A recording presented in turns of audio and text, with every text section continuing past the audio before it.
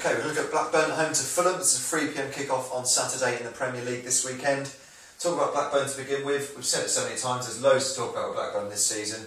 This is another home game. Well, they want to get some points from this one. Obviously, home form is vital in the battle for survival. And obviously, they beat Manchester United, then they disappointingly lost at home to Stoke.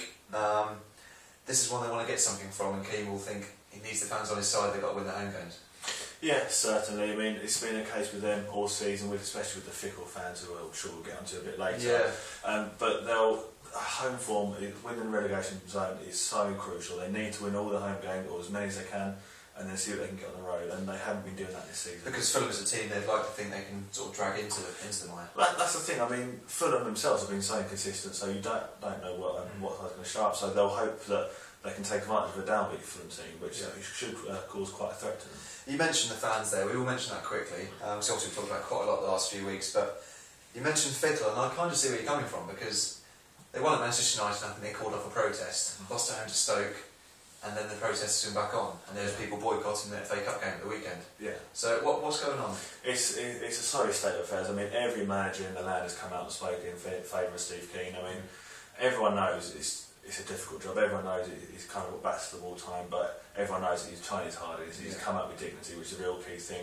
But the fans just don't seem to be taking that on board, and they're getting it from all angles. Is that what's going to be like for us? So now if they beat Fulham, they're then calling off the protest again, and then they're going to... Yeah, well, I don't really see the point in that. And if we win, fine, great. I think great. If we lose, protest. It doesn't really make sense to me. There's probably a small section of it. I mean, some are probably sensible, but... Certainly it's a minority. From what I heard of Blackburn fans, it's certainly not majority.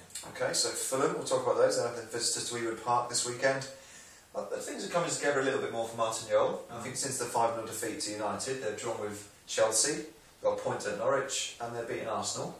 And Zamora's come back in and got himself a goal. So obviously that was a bit of a worry for them before, but things are coming together for him finally. Yeah, they've certainly found a balance in the team, which was probably missing at the start of the season. That's in terms of getting their creativity together up front and getting it sorted from midfield. I think Danny Murphy's been in excellent form recently.